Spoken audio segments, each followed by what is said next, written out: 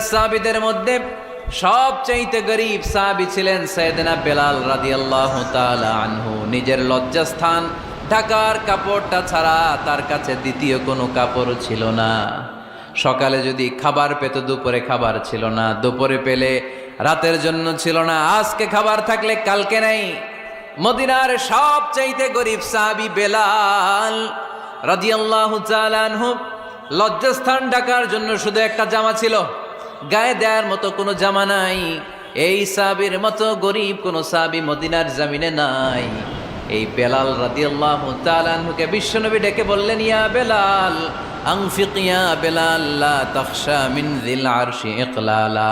ও বেলাল, আল্লাহর রাস্তায় দান করো, কারণ আমার আল্লাহর ধনভাণ্ডারের কমতি নাই।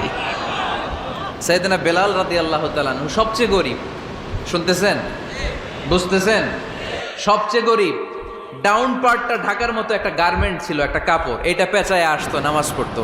গায়ে রাখার মতো কোনো জামা নাই, আর খাবার দাবার টাকা পয়সা বলতে নাই। ওই সাহাবীরে বিষ্ণু ইসলাম বললেন, আনফিক বেলাল, বেলাল তুমিও দান করো, তুমিও দাও, দানের হাতকে প্রশস্ত করে দাও। আনফিক ইবনা আদম উনফিক আলাইক, এ বানি আদম দাও, দিলে আমি তোমারে দেব। কেজির এটা হুজুরে দিয়ে দিলাম, এরপরে কেউ আমার 20 কেজি দিলে ওইটা ধরবো, ওইটা আবার আরেকজনরে দিব, এরপরে আরেকজন 30 কেজি দিলে ওইটারে ধরবো। কথা বলেন, কথা বলেন, কথা বলেন।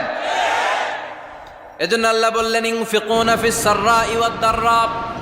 আমার মুত্তাকি বান্দার প্রথম গুণ, তারা সুখে দুঃখে সব সময় দান করে, দানের ধারাবাহিকতা সব সময় অব্যাহত রাখে। যারা সুখে দুঃখে সচ্ছল অসচ্ছল সব অবস্থায় দান করে, তাদের নাম হলো মুত্তাকি। মুত্তাকিদের প্রথম বৈশিষ্ট্য দান করে। আপনারা দান করেন তো? কিশোরগঞ্জের ভাইয়েরা সবাই করেন? করেন তো? Take it as a reminder.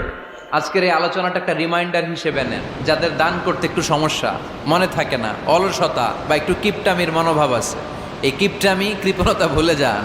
দেন, দেন না একটু, আপনারা দিবে কে? বিশ্বাস হয়? দিলে বাড়ে, দিলে না দিলে কমে, কারণ আপনি দিলে আপনারে দিবে কে? তবে গোপন অবস্থায় দেওয়াটা উত্তম।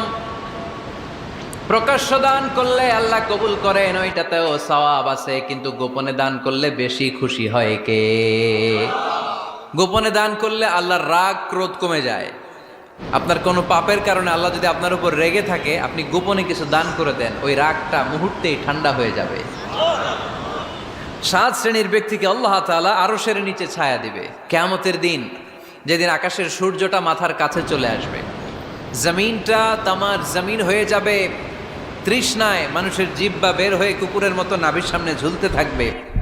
সূর্যের প্রচণ্ড কিরণ আর তাপে মাথার মগজগুলো গলে গলে নাকের ছিদ্র আর কানের ছিদ্র দিয়ে ভাতের মাড়ের মতো টপ টপ করে বেয়ে বেয়ে পড়বে।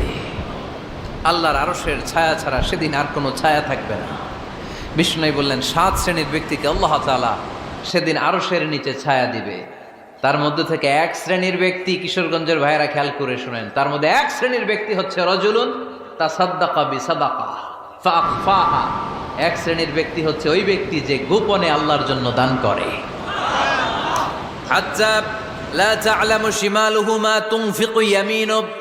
এমন গোপনে এসে আল্লাহর রাস্তায় দান করে দেয়, তার ডান হাত কি দান করেছে বাম হাত টের পায় না। ডান হাত কি দিল, বাম হাত দেখে নাই।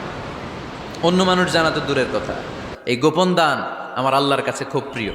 এজন্য একটু দান করার অভ্যেস করেন, অল্প করে করেন। আজকে যে এই 5 টাকা